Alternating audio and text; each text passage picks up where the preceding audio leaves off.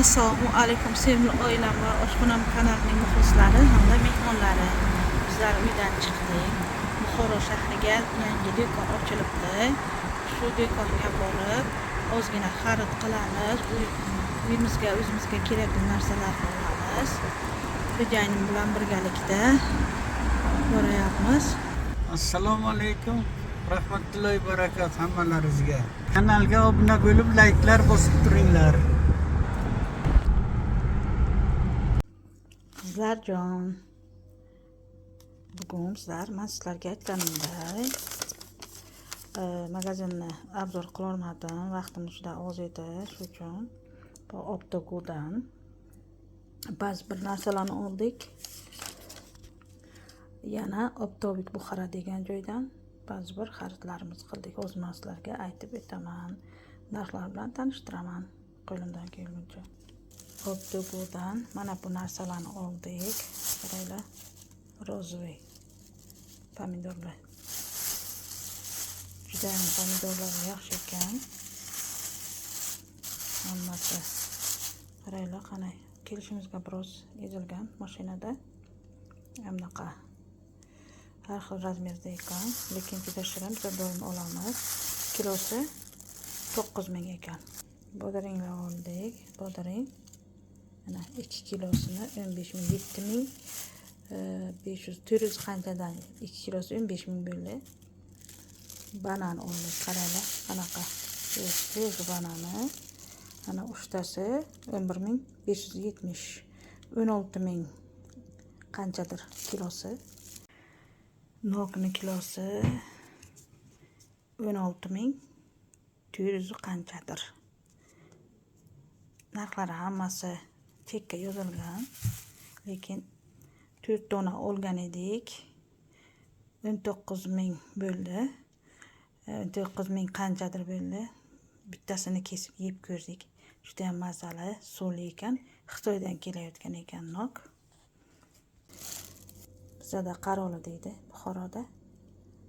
Bu olxo'ri deyiladi, menimcha ba'zi bir joylarda. Kilosi 6 ming ekan. Bolgarskiy perech galb chiqmoqchiman. Sizlarga pishiraman, hammasini ko'rsataman pishirgan paytimga. Qanaqa qilib pishiraman galbsini. Qaranglar, qanaqa zo'r. Sveji. Buni kilosi 10 ming ekan. Ana bu paketda chereshni. Bu paketda Optogo'dan mana bunaqa chaqchuqlardan oldik. Hozir ko'rsataman sizlarga.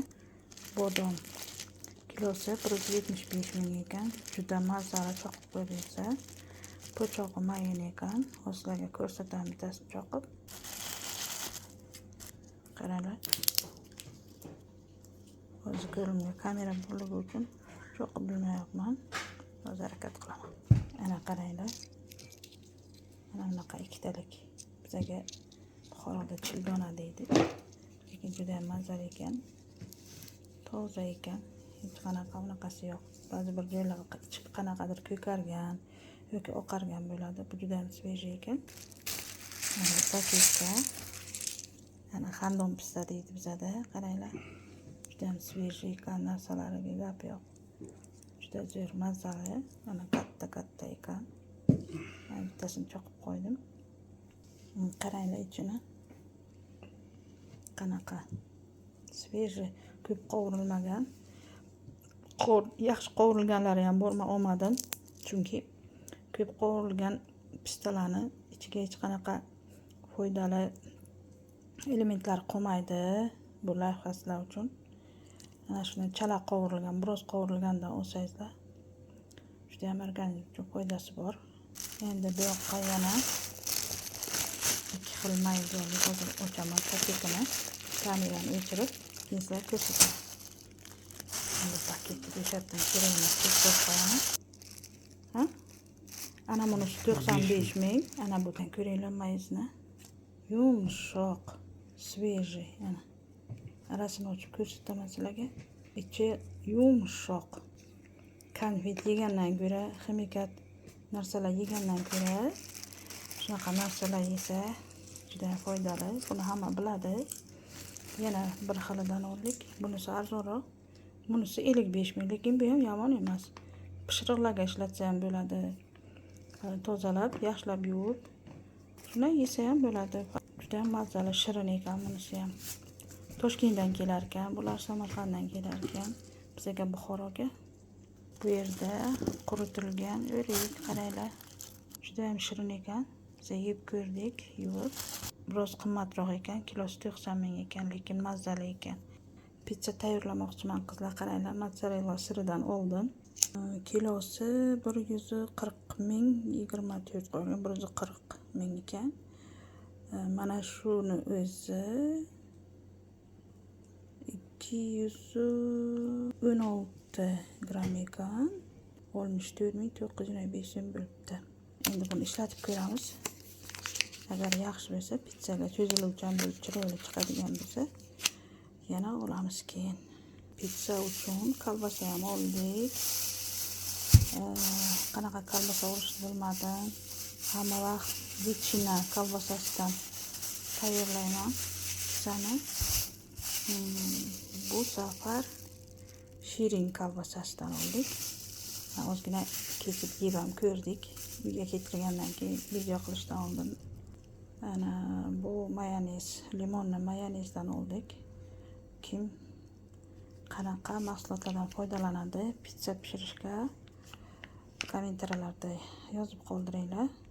Bizda Buxoroda hozir tez-tez gipermarket, supermarketlar ochilyapti. Juda ham zo'r narsalari hammasi toza, sveji. O'zimizdan chiqadi. Mana shu Maxiyev mahsuloti ham 12.250 so'mmi shunaqa. Juda ham yaxshi, mazali. Safarimizda pizza tayyorlaganimizga olgandik. Ana bunisi hozir aytaman sizlarga narxini. Bunisi 770 gram ekan. 21 ming qancha aniq esimga qolmadi to'g'risi. Qog'oziga o'ziga yozilgan. Hech qanaqa uni farqi yo'q. Gipermarket, supermarketlarga o'rtasida unaqa katta farq yo'q narxiga. Endi aytmoqchimanki sizlarga juda qulay bo'ldi. Bozorlarga yugurib, charchab bozor qilib kelardik. Xohlagan paytimizda bemalol bozorimizni qilib kelamiz demoqchiman sizlarga. Juda qulay bo'ldi. Prezidentimizga katta rahmat. Bizga shunaqa qulayliklar yaratilganligi uchun demoqchiman. Biza pensionerlarga xususan juda ham qulay bo'ldi bozor qilish. Oldin yugurib yurardik issiqlarga. Shu bilan videomni tugatmoqchiman. Kelgusi videolarimizda uchrashguncha deb qolaman. Sizlar bilan xayrlashmayman. Videolarimizni ko'rib, kanalimizga obuna bo'lib, layklar bosib, o'zlaringiz xulosalaringizni yozib qoldiringlar. Kim qanday bozor qiladi oilasiga?